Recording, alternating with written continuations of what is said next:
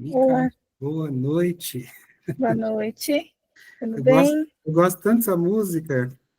Bem oportuno, viu, André? Bem oportuna. É, Isso é bom, isso é bom. Ficou muito boa essa versão, né? sim, É bem por aí mesmo, né? é, De pé para enfrentar, né?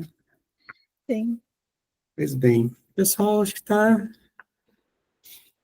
calmo para chegar hoje, né? Pois é, Eu acho que a gente pode prosseguir, certo. né? Até porque algumas pessoas vão assistir a gravação depois, né? Uhum. E Vou colocando aqui, então. tá. E aí o pessoal vai chegando e vai acompanhando, né? Uhum. Pois bem. Não sei se você chegou a ver, eu coloquei as gravações tudo lá no YouTube, né? Você chegou a Sim, dar uma olhadinha no tem. link? Eu não consegui, assim, assistir, né? Mas eu vi lá, ficou bem bacana. E tá numa playlist que a gente só pode entrar com o link, né? Então não está Uhum. aberto ao público, né? Só o Sim. pessoal do clube de leitura que tem o link, né? Para acompanhar, às vezes a pessoa quer rever, enfim, né? Uhum. E nós paramos na página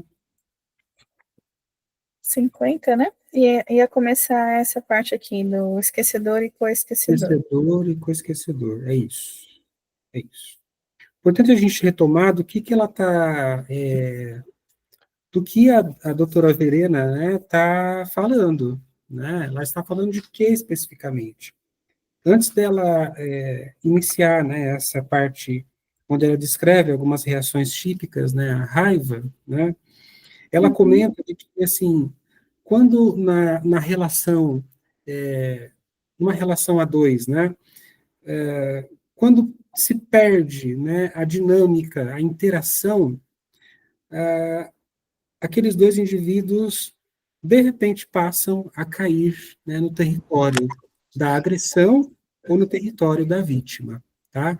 Então, assim, perdemos a interação, a dinâmica interacional ali, né, entre duas pessoas, a gente passa, então, a adentrar num território muito típico de agressão e vítima, tá? Uhum. E aí Sim. ela propõe um exercício. Eu achei muito bacana, né, esse convite que ela faz para que relaxemos, né, e imaginemos três situações. Oi, Cecília, boa noite. Tudo bem? Que bom. Então, assim, uh, eu quero propor para a gente agora, assim, para a gente fazer essa. Obrigado, Cecília. Para a gente fazer esse exercício, porque é através desse exercício que nós vamos compreender o que ela está falando nas páginas seguintes, né? Então, o que ela propõe para a gente? Primeiro, para a gente imaginar uma situação em que nós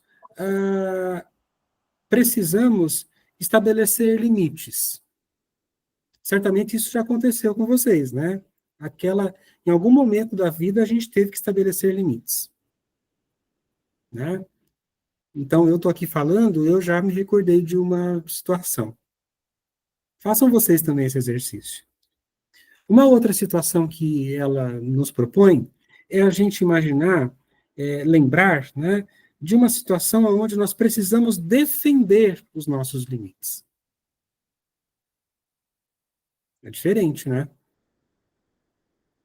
Muitas vezes a pessoa ela já ultrapassou os limites, mas a gente está ali precisando defender o nosso limite. Uma outra situação que ela propõe no exercício é que nós imaginemos ou lembremos de um momento aonde nós ultrapassamos os nossos limites, né? Então, onde nós ultrapassamos os limites, perdão, de outra pessoa, tá? A pessoa já estabeleceu um limite ou já existe um limite implícito e eu vou lá e ultrapasso o limite. Então, a partir disso, ela vai, então, nos convocando, né, a entrar em contato com os sentimentos que brotam dessas experiências, dessas 3 experiências. Tá? Que, inclusive na página 41, ela vai dizer, né, esse exercício foi proposto para chamar a atenção para o tipo de demarcação que normalmente praticamos de forma bastante inconsciente. Então, a gente demarca território. Né? Se a gente não está demarcando ou defendendo os nossos territórios, a gente está ultrapassando os outros. Né? Então, eu achei muito lúdico assim, o convite que a Verena Cast faz para a gente. Tá? E aí ela continua, eu estou fazendo uma retomada para ir fazendo sentido que a gente vai estudar hoje. Tá? E aí ela continua, dependendo de como lidamos com esse estabelecimento agressivo, forte, né, de limites, nós tendemos, há uma tendência muito grande em nós, de nos tornarmos vítimas ou agressor. Então, é no território do estabelecimento de limites e da agressão que nós precisamos usar para isso que a gente se torna vítima ou agressor. E ela faz uma classificação básica, né? Que vai aparecer, né? Ao longo dessas experiências de raiva, né? E das possibilidades de vítima e agressor que pode aparecer. Então, nós lemos no encontro passado o tipo vítima, nós lemos o tipo agressor, lemos a posição intermediária, lemos o tipo agressor passivo, e agora nós vamos ler o esquecedor e o co-esquecedor. Tá? Acho que só um complemento, André. Essa última frase aqui é bem interessante, né? Quando ela fala: se você depende de uma pessoa passiva-agressiva, você se torna facilmente um co-esquecedor. E eu fiquei pensando naquelas relações em que não está explícito essa questão do agressor, né? Mas a pessoa ignora, ou a pessoa usa, né, de um sarcasmo, alguma outra questão. E aí você acaba esquecendo também de se interagir, né? De investir aí nessa relação. Então, acho que é um Exato. ponto interessante e é sutil, né? É tão sutil que pode ser inconsciente, né? A gente não percebe. Sim. Né? De que a gente está coparticipando daquela agressão também, né? Boa noite, Ju. Então, o tipo esquecedor e co-esquecedor. Essas formas de agressão passiva são muito comuns. Mas é preciso que haja alguém que tolere essa forma de agressão ou que até mesmo a deseje inconscientemente. No contexto dos esquecedores, que analisarei um pouco mais de perto como uma forma de agressão passiva, este é o co-esquecedor. Quando em uma situação terapêutica, o analisando se esquece consistentemente e inocentemente de coisas importantes, possivelmente até pedindo desculpas por ser tão esquecido, o lado humano do terapeuta se irrita.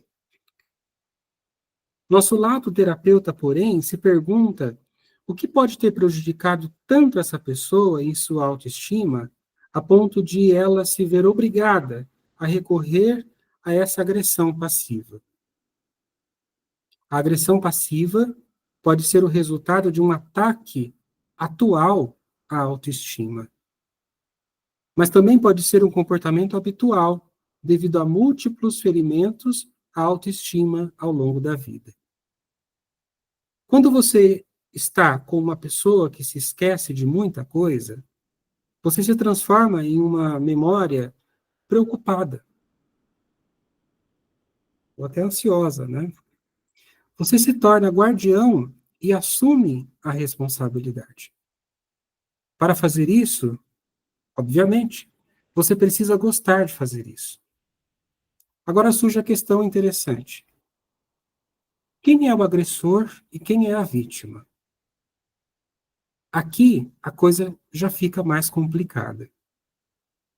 Pois essa pessoa, o co-esquecedor, lançará um ataque de vez em quando, ou seja, expressará uma agressão ativa e exigirá mudanças. Gente, tá ficando claro o que ela está narrando para a gente? Possivelmente, o comportamento da outra pessoa é usado como medida padrão para o relacionamento. Por exemplo, a agressão passiva é interpretada como um sinal de que há pouco amor no relacionamento, pouca atenção, um aspecto importante no amor, ou do amor, né? Ou se trata de uma competição secreta, de desvalorização, ou pelo menos de falta de respeito. A agressão passiva expressa uma estratégia de desvalorização que não deve ser subestimada. Pessoas que são passivamente agressivas, dessa forma, se sentem desvalorizadas e transferem esses sentimentos de desvalorização para os seus semelhantes. Basicamente, o coesquecedor se sente vítima da pessoa que esquece. A pessoa que esquece, porém, se sente vítima de sua memória ruim. Ela nunca se percebe como agressor. É importante ter isso em mente, pois muitas vezes acreditamos que sempre é muito claro quem é o agressor e quem é a vítima. Na forma passiva de agressão, o conflito é evitado. No entanto, a pessoa que evita o conflito não sabe disso. Afinal, o conflito pode ser evitado, por exemplo, quando ela diz a si mesma: isso está me deixando furioso agora. Mas, se eu falar disso, vamos acabar discutindo por uma hora inteira. Então você pode decidir se quer discutir por uma hora ou se quer fazer outra coisa. Isso é uma forma consciente de evitar conflitos. É verdade que também é possível que a pessoa se sinta um pouco covarde. Mas geralmente sabemos que articularemos esse conflito em um momento oportuno. O agressor passivo, por outro lado, vê a si mesmo como um ser cheio de boa vontade, que sempre é atacado agressivamente de forma injusta. Por exemplo, o esquecedor diz: eu sou pacífico, esqueço as coisas, mas você é sempre tão agressivo. Eu sou a vítima, você é o agressor. O co-esquecedor diz: se não fosse por mim, você estaria acabado. Eu também seria inofensivo se você não me levasse à loucura o tempo todo. A reação agressiva passiva é parcialmente aprendida. Há famílias nas quais um estilo de agressão passiva é praticado e passado adiante. É como se fosse. Eu percebo em algumas famílias, parece que eles escondem, é um campo minado, né? Eles escondem uma energia de raiva, né? Não expressam, não expressam. Mas você sabe que ali tem raiva. E eles estão se atacando como numa guerra fria mesmo, sabe?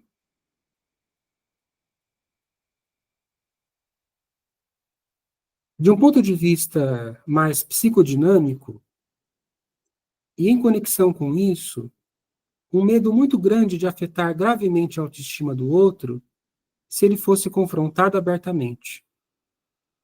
Mas não é apenas um problema individual. Mica, você pode continuar a ler para a gente, por favor? Sim. Mas não é apenas um problema individual. Há pessoas com as quais é extremamente difícil argumentar, porque elas não discutem, mas tentam imediatamente silenciar o adversário. Se, por exemplo, uma pessoa do tipo raiva ameaçadora se deparar com uma pessoa do tipo vítima, dificilmente esta ousará discutir. Por essa razão, muitas vezes, mas nem sempre, é um comportamento específico de gênero, quando as mulheres são silenciadas rudemente pelos homens em discussões, elas recorrem à agressão passiva. Tá dando para ouvir? Outro motivo para aperfeiçoar a agressão passiva é o medo de perder o amor ou relacionamentos. As pessoas têm medo de perder amor e relacionamentos se ousarem expressar abertamente a agressão. Muitas pessoas não estão muito cientes dessa forma passiva de agressão. Elas se consideram pouco agressivas. Infelizmente, porém, as pessoas com quem convivem experimentam isso como muito agressivo. Elas ficam sempre um pouco surpresas por causarem tantos problemas. Mas agora já não está mais claro quem é o agressor e quem é a vítima. A vítima também é um agressor, e o agressor também é uma vítima. Na história do Barba Azul, tínhamos... Pessoal, não sei se está dando para ouvir aí, mas os cachorros estão Não está dando participando. para ouvir, não. Tem Aqui problema? não. Não. Na história do Barba Azul, tínhamos a impressão de que o agressor também era uma vítima, entre outras coisas. No caso da agressão passiva, há atribuições claras. O coesquecedor diria claramente: o esquecedor é o agressor. Mas o esquecedor diria: o coesquecedor é o agressor. E ambos estão certos no que diz a respeito à sua experiência pessoal. Falou alguma coisa? Aqui, se alguém quiser comentar alguma coisa, tá bom? É uma dinâmica complexa, né? Porque fica muito velado quem é o agressor, né? Mas pelo que ela está dizendo aqui, ambos são os agressores. Não é porque o outro não torna explícita a sua agressão que ele não é agressor. De alguma forma ele vai trazer aquilo à tona, entendeu? Nem que seja no tom de voz, no olhar, né? A agressão vai vir, né? No sentido do coesquecedor, né?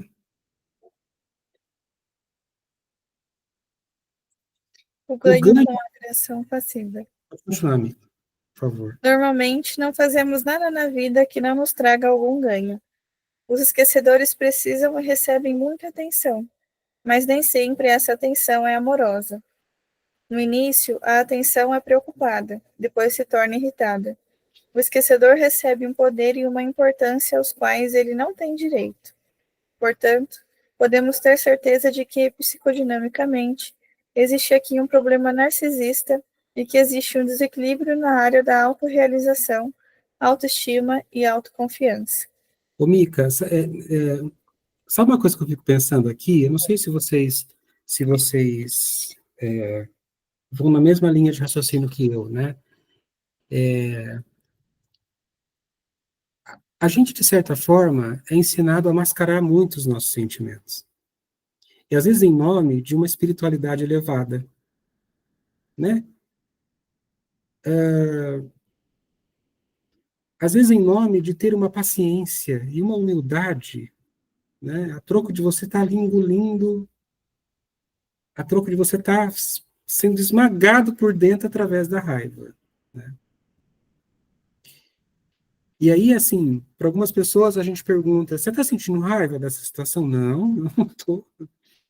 Mas a pessoa arranja os dentes na hora que dorme, né? A pessoa vai dormir com a mão assim, a pessoa vai lavar copo, ela quebra o copo várias vezes, ela quebra as coisas.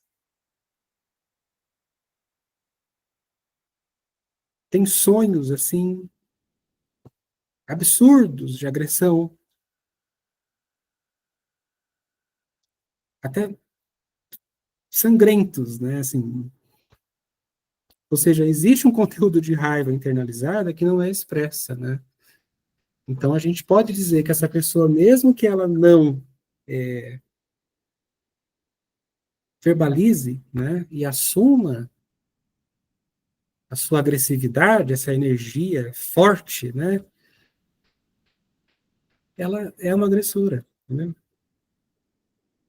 Ela é também. Então, às vezes eu noto pessoas que engolem sapo, um sapo atrás do outro, um sapo atrás, elas vão engolindo, elas vão engolindo, elas vão engolindo. De repente de repente essa pessoa ela solta os sapos tudo de uma vez só, né? E aí ela fica assustada, meu Deus, não era eu, né? Era você sim, senhora, né? Tipo, mas você foi ensinada, né? Você foi ensinado a engolir isso, né? Então, gente, existe um ganho na agressão passiva. E ela está ensinando aqui, né? Que nessa psicodinâmica existe aqui um problema narcisista, que é o que a Mika acabou de ler, e que existe um desequilíbrio na área da autorrealização, na área da autoestima e na autoconfiança. Tá? Mika, você pode continuar, por gentileza?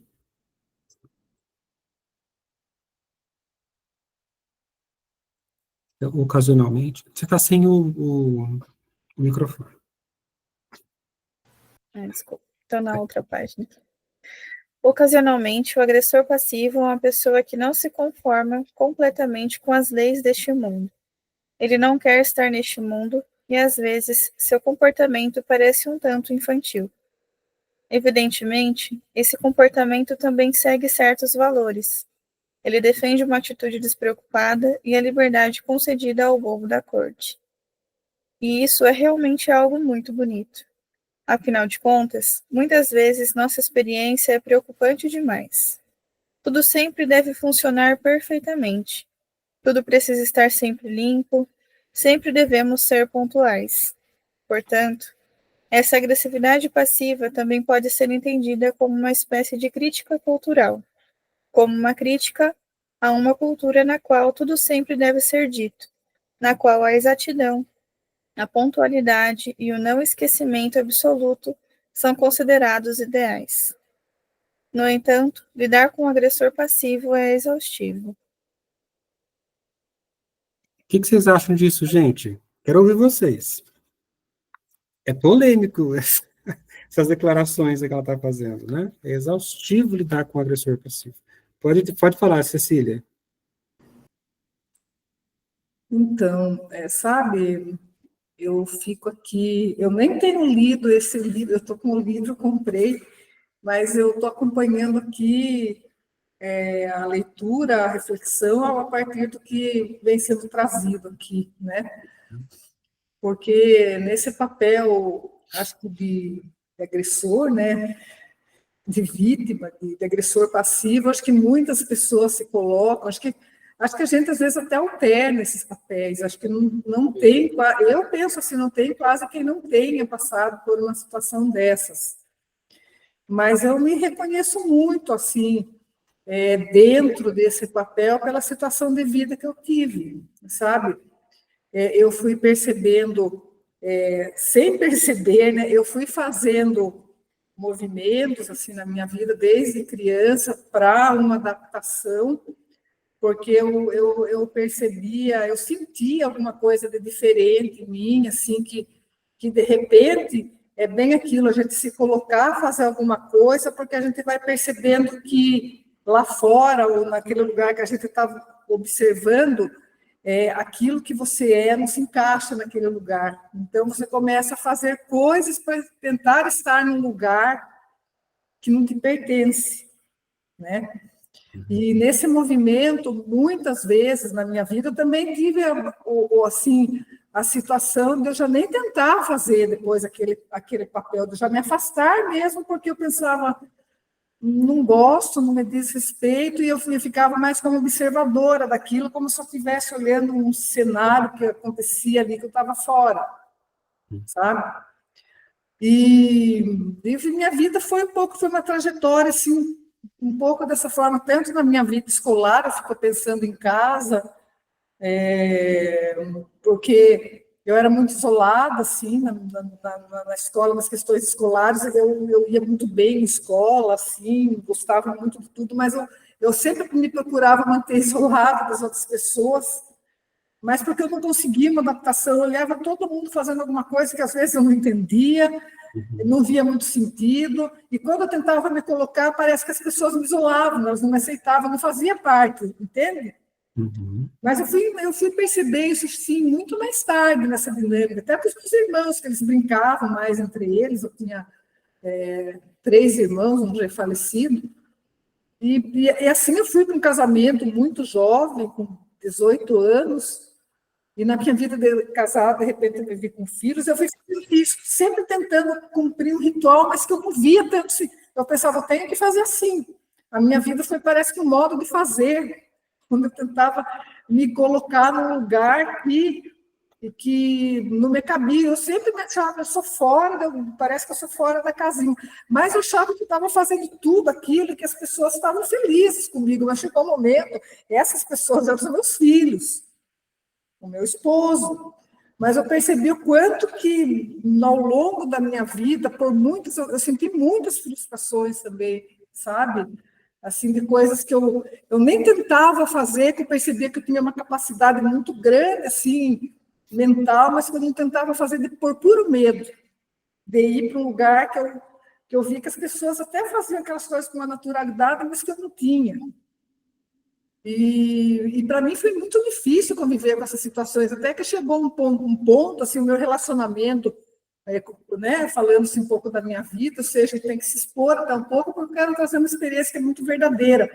Eu sei que eu funcionei muito assim, né, como esse agressor passivo, como em determinado...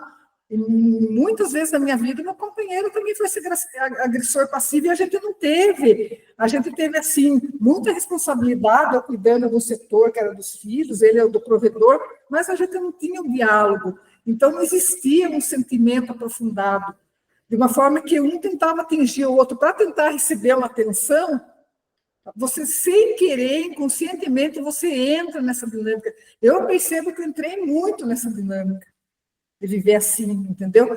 Tirando, assim, também, tendo em vista também, que depois me veio, como eu já até comentei um dia, acho que eu tenho um diagnóstico recente, de 2 anos atrás, eu tenho a síndrome de Asperger, que falam que é o Asper, né? Eles falam, encaixaram no pé aquilo ali, né? Eu fiz vários testes, assim, psicológicos sobre a minha parte cognitiva, inclusive, assim, ela é muito alto, o meu desempenho, sabe? Eu tenho, assim, muitas facilidades de aprendizado, mas na minha área emocional e na minha área de relacionamento, assim, eu tive muitas perdas. E eu tinha, ao mesmo tempo, eu tinha uma certa vaidade, às vezes, quando eu me isolava, as pessoas falavam, eu sei muito mais do que aquela pessoa, mas eu não consigo fazer o que ela faz. Uhum. Ela faz muito melhor porque ela faz alguma coisa, eu não tenho nem coragem de ir lá e fazer, de tentar fazer. Então, isso daí me machucou muito, depois, quando eu percebi que era essa pessoa. E sabe quando eu descobri isso? Eu tenho uns 4 anos, tenho trabalhado no autodescobrimento, e fui descobrindo essas coisas, fui me defrontando com isso, que eu não era aquela pessoa que eu imaginava que eu era, nem para minha família. Nossa, eles tinham severas críticas ao que eu fazia, que eu achava que era o que eu estava desempenhando tão bem, aquele meu papel de mãe, fazendo as coisas para eles, mas eu não tinha também aquela... Sabe, só uma filha que eu tenho muito, sim, a gente se conecta muito, mas com os outros em casa a gente viveu essa situação. Eu quero falar que a gente viveu muito essa coisa, assim, que existe agressão, mas ninguém nem fala, todo mundo é pacífico, as pessoas não chegam ao extremo, ninguém chega a uma gritaria. Eu só cheguei um pouco no extremo quando foi da situação da minha separação, porque eu conversava assim com o meu companheiro, meu marido. Eu fiquei 2 anos conversando com ele, ele fazia de conta que que eu não estava ali, que aquilo que eu falava ele não ouvia. Sabe uma situação em que a pessoa não te dá ouvido, como se você não falasse? Quando eu comecei a falar alguma coisa, eu sempre fui passiva de não falar nada, quando comecei até a gritar, espernear, todo mundo fazendo de conta que ou eu era a louca passiva, agora eu era a louca que gritava e ninguém dava ouvidos do mesmo jeito. Então, assim, falei, nossa, eu fiquei num lugar assim que... E hoje revendo tudo, eu penso, tem muitas coisas que hoje eu percebo eu faria diferente, com a vivência, com as descobertas que eu fiz, mas eu vejo que as coisas vão caminhando ali, relacionamento com os filhos, são todos adultos, eu tenho, né, mais do que adultos, tenho, né, filhos com bastante idade, os 4, e então, sabe, então eu vivi com essa compensa. Hoje a gente está tentando o quê? Que eu percebo, devagar, reconhecendo isso em mim, eu tenho me aproximado como eu posso, mas como eles também não têm essa busca, muito diferente de mim, tudo que eu recolho dessa experiência é que a gente tem que deixar o tempo, trabalhar as coisas, e que assim, você faz aquela sua busca, mas o outro não faz, a gente não vai conseguir mudança, transformação, e a gente tem que trabalhar com isso, a gente tem que pensar sobre isso, ter um respeito, amo todos eles, mas nós vivemos com dificuldades, entendeu? Tivemos muitas dificuldades, tivemos momentos bons, assim, mas tivemos muitas dificuldades, assim, na questão da afetividade, sabe? Cecília. Ia acontecer tudo uma coisa que eu penso assim, será que aconteceria? Né? Eu me pergunto muito. Hoje eu tenho que olhar diferente sobre o que eu faço, mas sobre o que, como eles veem, eu não tenho. Assim, né? Não posso. Então, cada um vai ter que fazer o seu caminho, né? Sabe o que eu acho interessante, assim, bastante interessante, é que à medida que a gente vai avançando na leitura, nós vamos fazendo o reconhecimento, né? Nossa, muito. Para mim, assim, cada trecho que eu pego assim, eu falo, meu Deus, assim, sabe? O que a Cecília está trazendo de relatos, né, isso serve para a gente também, possivelmente, né? Isso que a Cecília está fazendo quando ela abre a câmera e está fazendo o reconhecimento, possivelmente nós também estamos fazendo, né? Encontrando os nossos lados passivo-agressivos, por exemplo, né? A Ju levantou a mão. Ju. Não, era só um recorte até da própria leitura, né?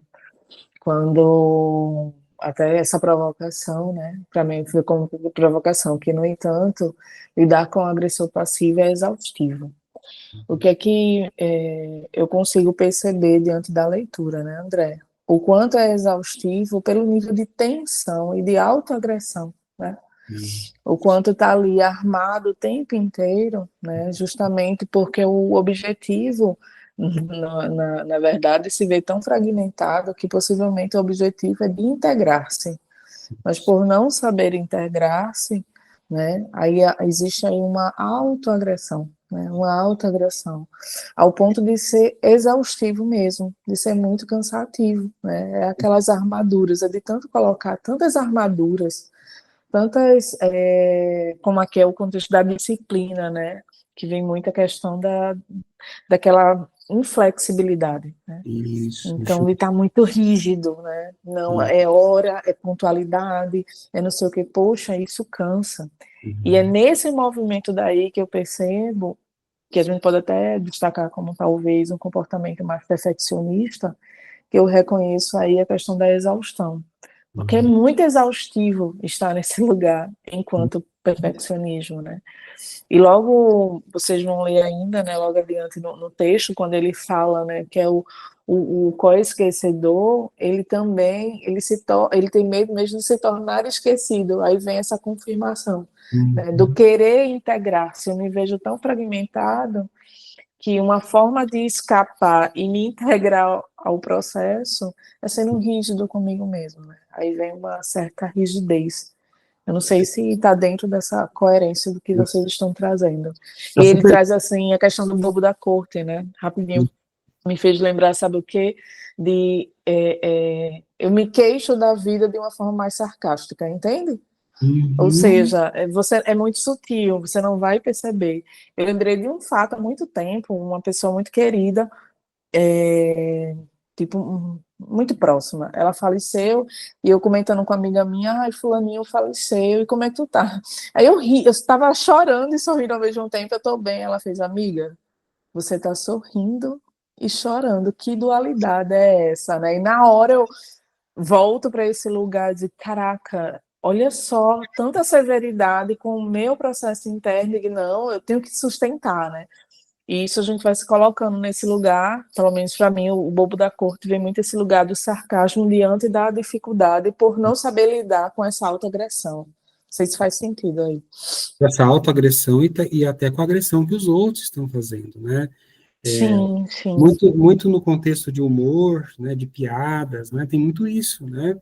A pessoa ela tá rindo, mas existe ali um conteúdo de agressão muito forte, E muito. existe uma verdade também, né? Existe uma verdade Uma sendo dita, verdade, só de forma passiva, né? De forma assim, exatamente. nas entrelinhas, né? Sim, Então, assim, é a dinâmica do Coringa, né? A dinâmica do Coringa. Então, ele rompeu com tudo aquilo porque havia muita agressão, né? Então, assim, às vezes a gente está rindo por dentro, fazendo piada, mas nós estamos sofrendo, né? Nós estamos segurando, como a Ju trouxe, uma realidade psíquica muito dolorosa, né? Vamos prosseguir mais um pouco, quando a doutora Verena vai dizer como sair da colusão. O que se passa no coesquecedor? Por um lado, ele tem medo de também se tornar esquecido, que é o que a Ju trouxe agora, já que você se preocupa tanto com o esquecimento de outra pessoa, muitas vezes você mesmo passa a ter medo de ser esquecido. Afinal, você pode viver com pessoas esquecidas sem se preocupar tanto com o seu próprio esquecimento. Basta ter certeza de que as chaves estão no lugar certo, quando se trata do que é absolutamente vital.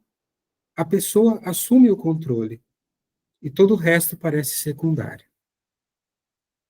Mas assim que alguém tem medo de ser esquecido, se torna muito controlador. Esse comportamento transmite significado para a pessoa que controla e valoriza internamente. Se imaginarmos agora que um esquecedor é tão dependente de outra pessoa e que ele estaria perdido nessa vida sem o controle e a vigilância constante dessa pessoa, é evidente que isso significa uma tremenda valorização para a pessoa controladora. Saber que alguém precisa desesperadamente de você lhe dá autoconfiança. Olha isso. E transmite uma forma, eu não vou saber pronunciar. Alguém sabe pronunciar essa palavra? Né? Então, saber que uma pessoa depende de você desesperadamente, né? Alguém precisa de você desesperadamente, lhe dá autoconfiança. passo a existir, né, André? Passa a existir.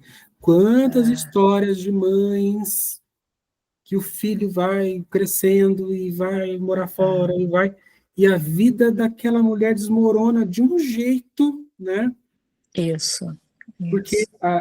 aquele controle que ela tinha sobre os filhos, construía nela um senso, né, de autoconfiança e até autoestima. De autoconsciência, né, do próprio processo, né, ao ponto de deixar isso tornar centro da própria vida. Quando isso sai, eu não existo, né, é uma E aí a dor gente pode muito pensar em grande. cargos, por exemplo, né, Ju? Por exemplo, pessoas que têm cargos, lideranças em comunidades, Sim, né? sim, Se tira aquilo dela, sim. então, olha a situação de codependência né, Uhum, nessa história. uhum, Né? Nessas é, situações, as duas partes participam do mesmo jogo. O, o problema, entretanto, é que a parte agressiva é delegada ao co-esquecedor. Isso é vivenciado como agressivo pelo nosso esquecedor. Os sentimentos de culpa também são delegados. A pessoa agressiva deve sentir-se culpada. Um co-esquecedor que desempenha bem o seu papel significa para o esquecedor que ele não consegue se desenvolver. As partes agressivas necessárias para o desenvolvimento continuam sendo delegadas, ou seja, apontadas um para o outro, né? É ele o agressor, é ele o agressor, né? Como podemos interromper essa interação? É possível fazer isso de forma bem-sucedida? Existe mesmo a vontade de sair dessa situação? Em casos mais graves, falamos em colusão. Essa é uma expressão de Leng, que foi adotada por, é o nome, não vou saber pronunciar, Willy, né? E foi muito aplicada aos relacionamentos amorosos.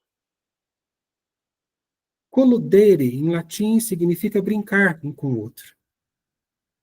Se duas pessoas em um relacionamento brincam juntas, de tal forma que a brincadeira de uma passa a determinar a brincadeira da outra, falamos em colusão. Por exemplo, ao esquecedor, um parceiro pode permanecer na posição de criança. Desculpa. Ao esquecer, um parceiro pode permanecer na posição de criança. O outro parceiro assume a posição de pai. Um vive a despreocupação, o outro a responsabilidade. Juntos, eles formam um todo no jogo, né? Nesse sistema, ambos os aspectos são vividos. Um ocupa a posição de criança, o outro a posição de pai. Temos aqui despreocupação e responsabilidade. Tudo estaria perfeito se não fosse pela raiva.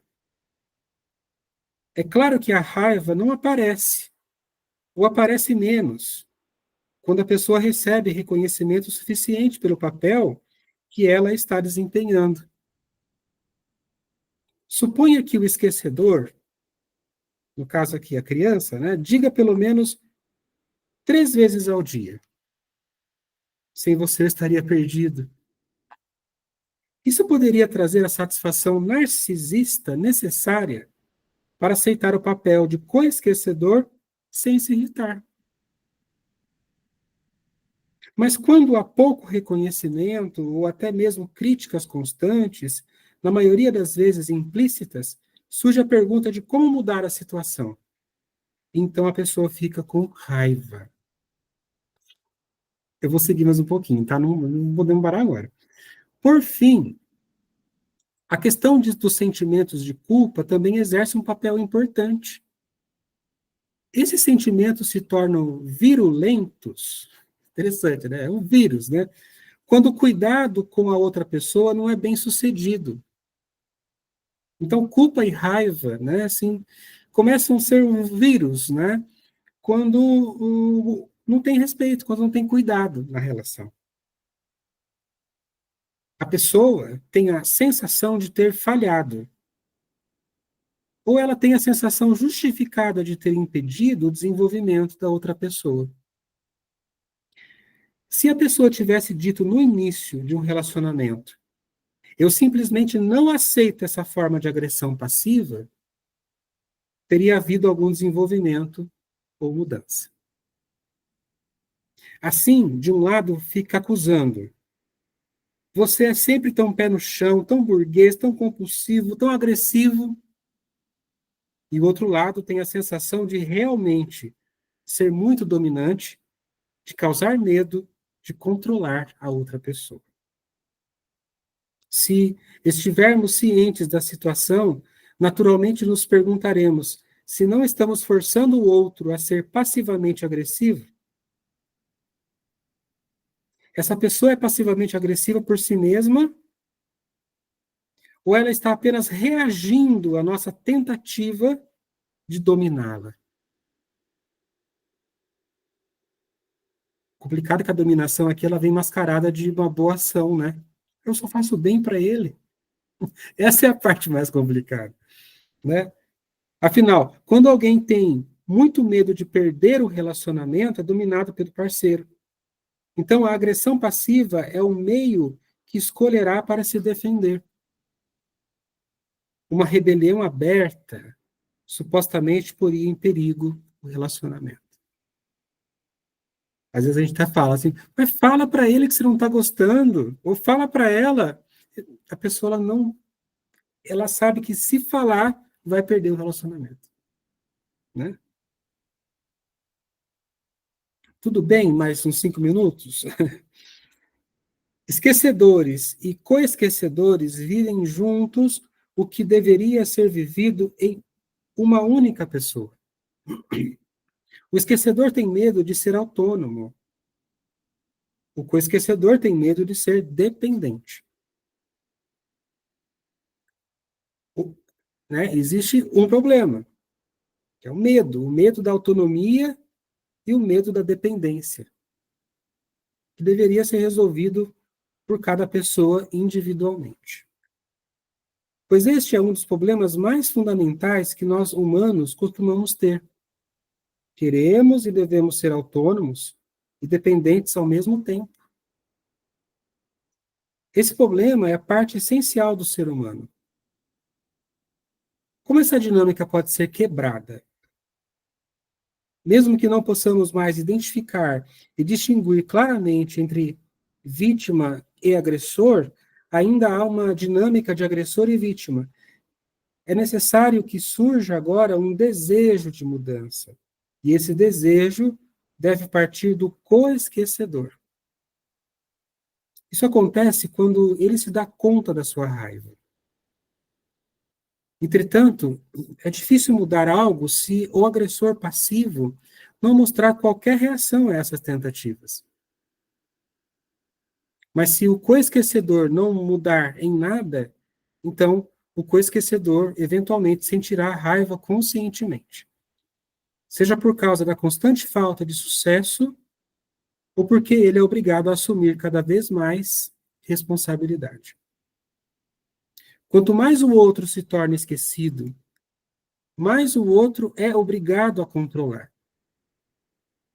Isso significa trabalho árduo e também uma restrição da liberdade pessoal. Quando nos sentimos muito restritos, também nos tornamos agressivos. Ela é muito didática, gente, não precisa nem explicar, né? Disso podem resultar reações diferentes.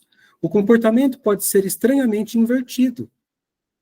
De repente, o coesquecedor começa a esquecer, deixar de controlar a vida.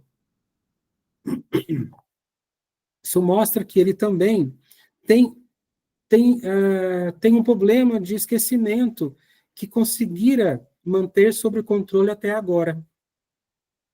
Seja que ele tenha lutado contra o seu próprio esquecimento, seja que ele faça exigências exageradas em termos de não esquecer. Se os coesquecedores, de repente, também se esquecem, é difícil saber se isso agora também é uma forma de agressão passiva. Ou se, de repente, surgem falhas de memórias reais.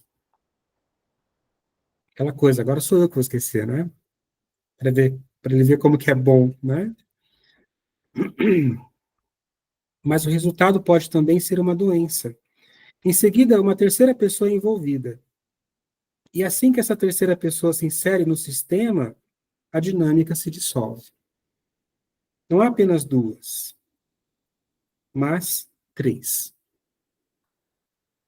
Aqui ocorrem desenvolvimentos interessantes.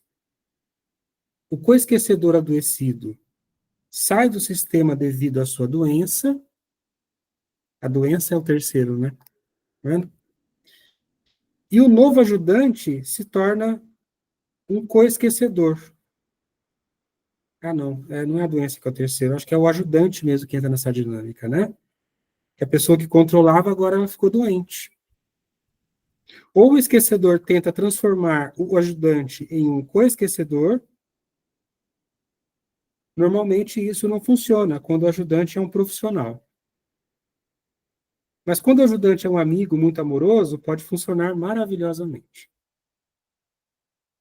Outra reação é iniciar, e aqui o ajudante às vezes pode ser um filho, né? Uma filha. Já vi isso acontecer, hein, gente? Né? Outra reação é iniciar um relacionamento externo. Assim também é possível escapar da dinâmica. O relacionamento externo permite vivenciar outras coisas. Ou o coesquecedor desenvolve uma autoconfiança cada vez maior para poder arriscar a perda da relação e expressar ativamente a sua agressão. Aqui podemos perguntar: o que essa pessoa delegou a outra pessoa e o que pertence ao seu próprio sistema? Pois sempre que delegamos a agressão, projetamos a agressão a outra pessoa, estamos perdendo algo indispensável para moldar nossa vida e sobreviver. Ou seja, é impossível a gente moldar a nossa vida e sobreviver sem a energia potente da agressão. Veja, não violência, viu, gente? Tá? Às vezes a gente tem que empurrar um negócio grande. Vai precisar de quê? De força, de agressão. Ninguém empurra um negócio grande com o dedinho, entendeu? Ah, vai lá de vez em quando, é com força. Né? Então, essa energia agressiva é uma força vital. Quando abrimos mão da agressão, da força agressiva, ficamos com a parte do medo, que nos empurra na direção do papel de vítima. Para romper esse vínculo de agressor e vítima, é preciso tomar consciência daquilo que delegamos a outra pessoa, permitindo que ela viva aquilo que é de sua própria responsabilidade, vice-versa. Naturalmente, é preciso abordar também a desvalorização por parte daquele que esquece, pois toda agressão passiva contém muita desvalorização. Essas chaves que a Verena Cast dá, né, a gente tem que marcar no livro, né? Porque quando estamos reprimindo a nossa agressão, nos tornando, então, passivos agressivos, nós estamos nos desvalorizando. Ela dá muitas chaves aqui para a gente refletir, né? A agressão passiva, ela termina esse capítulo. É a agressão mais difícil, porque se apresenta como inofensiva. Na verdade, muito destrutiva, pois ela desvaloriza a outra pessoa de forma decisiva. Mas a agressão passiva é também uma espécie de autodefesa, da qual a pessoa passivo-agressiva só se dá conta quando percebe que o seu comportamento lhe rende muito pouco e não favorece o progresso da vida. Aí ela propõe um exercício. Você deve ter se perguntado a que tipo de agressão você pertence. E provavelmente encontrou algo de todos os tipos em si mesmo. É verdade, eu encontrei em todos, né, em mim. Se você reagir de uma forma ou de outra, imagine como seria se você fosse o tipo contrário. Se você é mais o tipo vítima, como você se comporta como um agressor? E o que temeria? Que fantasias teria? Às vezes a gente faz isso na clínica. Né? A pessoa está ali na posição de vítima porque a outra pessoa não sei o que, não sei o que. Vamos trocar de papel? Agora você é o agressor. Como que é isso? Quando a pessoa entra nesse movimento é muito interessante, né? Porque ela amplia, né? Se você for mais o tipo agressor, tente assumir o papel de vítima. E anote as agressões passivas que você comete no decorrer do dia. Porque com o papel na posição de vítima, então, a gente não expressa agressão, só que nós vamos explodindo, né, assim, de alguma forma ou de outra. Para encerrar um pouco, eu sei que vocês, não sei se vocês querem, né, falar alguma coisa, complementar, põe a mãozinha aí se vocês quiserem. Certa vez uma pessoa, ela chegou para mim e disse assim, eu até fiquei assim, por que ela está dizendo, né? Como isso? Será que a pessoa está psicotizando na minha frente, né? Porque ela chegou, ela disse assim, é melhor o vulcão vermelho do que o vulcão cinza. Eu olhei para ela assim, não entendi. Eu vou explicar, André. É melhor o vulcão vermelho do que o vulcão cinza. Porque o vulcão cinza, ele implode. O vulcão cinza, ele está implodindo por dentro. E aí, assim, ele causa terremotos, ele causa maremoto, ele vai destruindo a longas distâncias e vai causando muitos males, né? O vulcão vermelho, ele é perigoso também. Ele é danoso também. Mas não tanto quanto o vulcão cinza. Porque ele vai soltando, né? Ele vai soltando, evitando grandes, assim, catástrofes mesmo, né? E aí eu olhei para a pessoa, eu disse assim, é isso, né? Você está corretíssimo. Porque a pessoa estava se dando conta de que ela foi um vulcão cinza há muito tempo. E de que agora ela pode ser um vulcão vermelho. Soltando, né?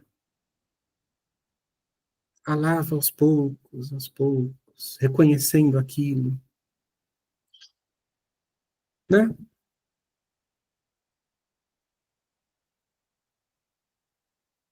Ô, André, eu lembrei do filme que o professor Walter passou, né? Um Dia de Fúria. Eu assisti no final de semana, esqueci até de compartilhar contigo. Justamente dentro dessa configuração de vítima e agressor, eles super cabem.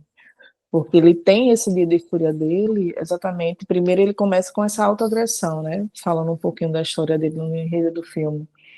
Ele começa com essa autoagressão e o quanto ele era passivo a muitas circunstâncias da vida dele.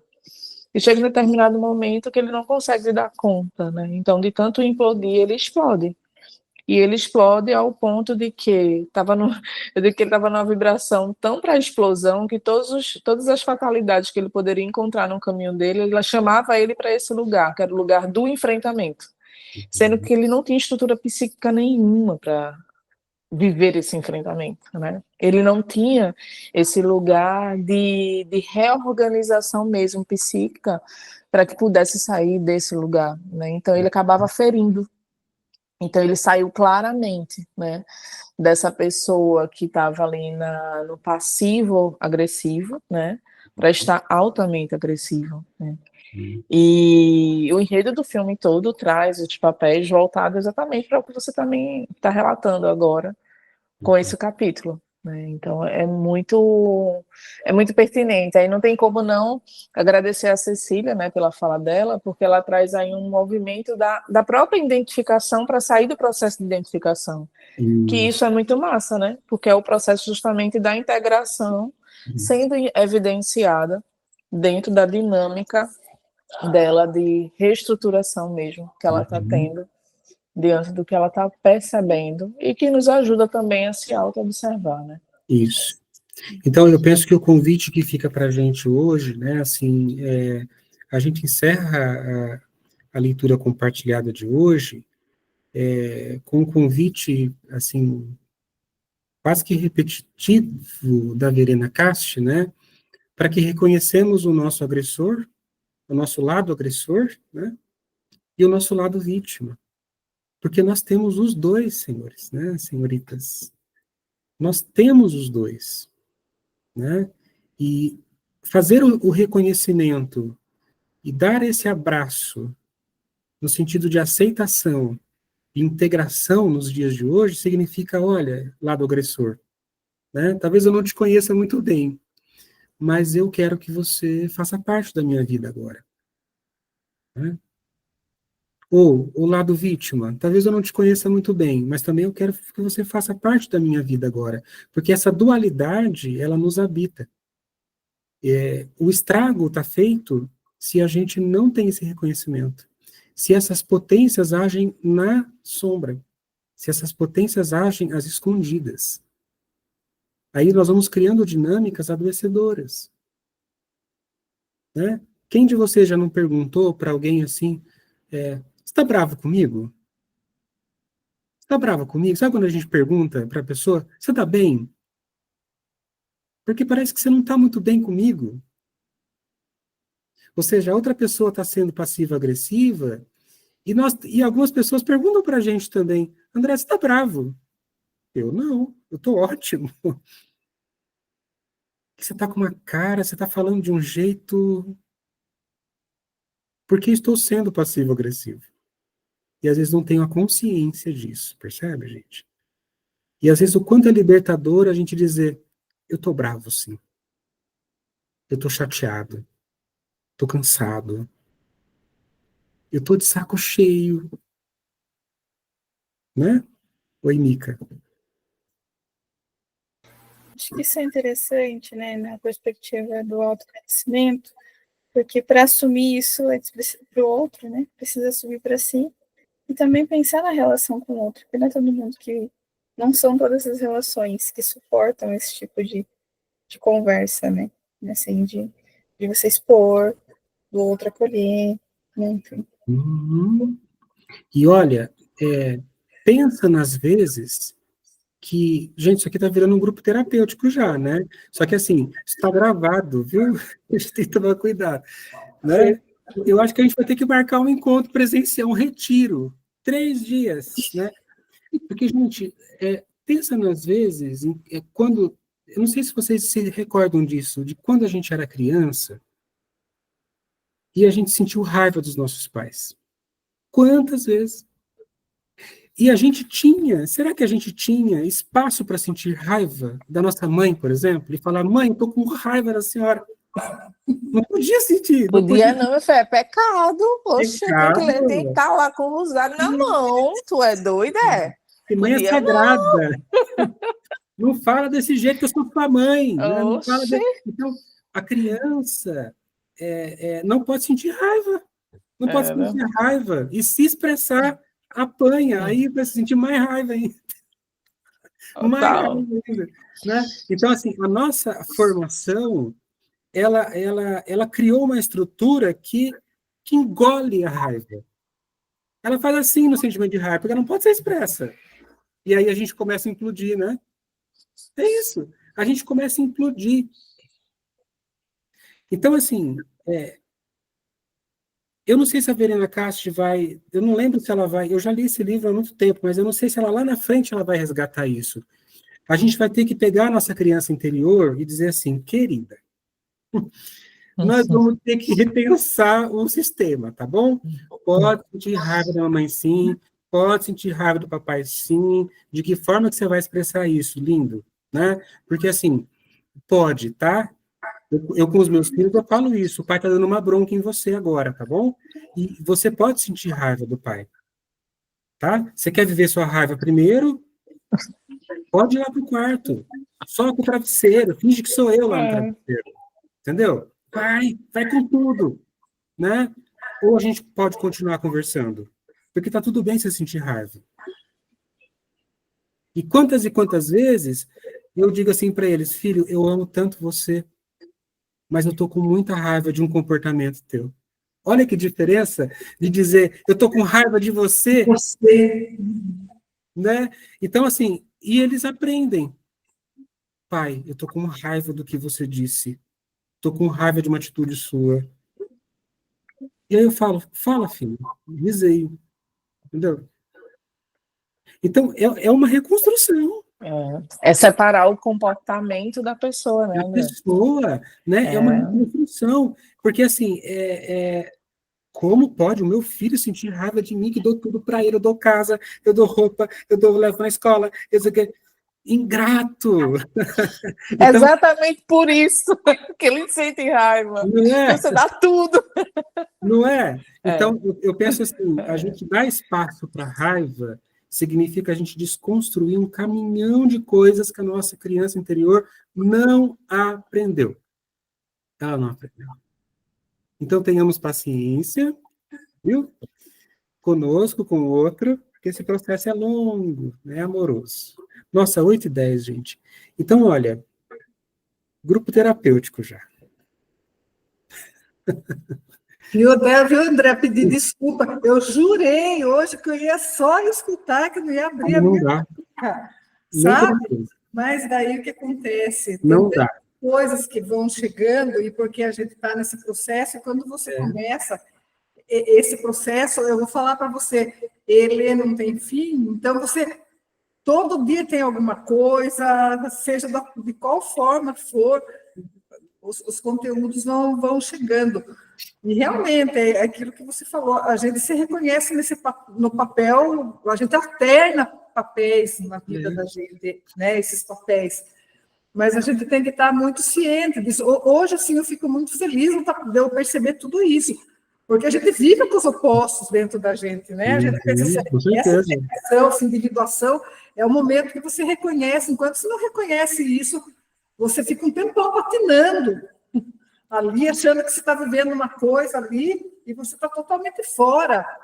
E não está dentro de você, né? Porque dentro da gente a história é outra, né? Então, não tem. Quando você pensa assim, eu vou participar hoje, eu não tenho nada a ver com isso, vou ficar de boca fechada. Eu penso assim, para mim é uma coisa que já faz parte, porque acho que eu vivi tanto tempo na passividade, que agora, sim, ainda bem que eu não estou externando isso de forma assim, agredir ninguém, mas eu sei que com a minha forma passiva eu já agredi muitas pessoas que me falavam assim, que realmente você é muito rígida, você é muito isso. Então, eu vi tantas coisas agressivas para mim, que foi surpreendente eu pensar que aquela minha forma de agir soava tão agressiva e eu não percebia, entendeu? E era primeiro para mim. Mas a gente não percebe, Quem mais se sente, quem mais é afetado é você, que fica com aquela carga toda, né? Mas a vida está aí, né? Falei, que bom. Que bom que a gente descobriu esse caminho, né? Acho tão bom isso. Mas eu giro da próxima. A Catiusca está assim, ó, ela subiu no terapêutico, daí tudo bem. A Cátia, ela está um vulcão cinza, olha lá, porque ela não pode falar onde ela está, né? Né? Então, eu penso assim, e é muito peito aberto aqui. A gente está vindo aqui com o peito aberto, no sentido assim, a gente sabe que está sendo gravado. E a gente não está nem aí, né? Estamos falando, e derramando. Senhora, que seja espontâneo, que seja sincero. E se for bom, já está sendo ótimo para mim. Se tiver alguma, se for bom, um pouco para alguém, que tenha uma palavra que sirva de um viés para alguém, para servir, para refletir para alguma coisa, já é ótimo. Eu sei porque isso me faltou muito. Sabe quando você não... Antes você não ter sentido isso, não ter percebido, porque uma palavra poderia mudar muitas coisas na vida da gente, um sentimento, uma coisa. Ninguém perguntava para você o que você sente. Quem que fazia essa pergunta para a gente quando a gente era criança? Ninguém fazia isso. Eu sinto ódio, né? E pronto. Ninguém falava o que você... Hoje é diferente, graças a Deus é diferente. Uhum. Então tá bom. Assim, e o medo da criança responder, eu sinto ódio de você. Pois é, mas que bom quando fala isso, é verdadeiro, porque você fala que ela está expressando aquilo, depois passa. É melhor que se conter ali na larva dentro de você, né? Aí Não, gente, olha, essa semana vamos exercitar, tá? A expressão das nossas raivas, que a gente pode expressar de diversas maneiras. Eu acho que vai um pouco da criatividade nossa, né? Para conversar com o outro, dizendo que às vezes o comportamento do outro está ativando coisas bem primitivas na gente, né? Muito bom. Gente, um abraço, ótima noite, um bom descanso para vocês, até terça. Um abraço para todos. Tchau, tchau. Obrigada. Tchau, boa noite. Tchau, tchau. Boa noite.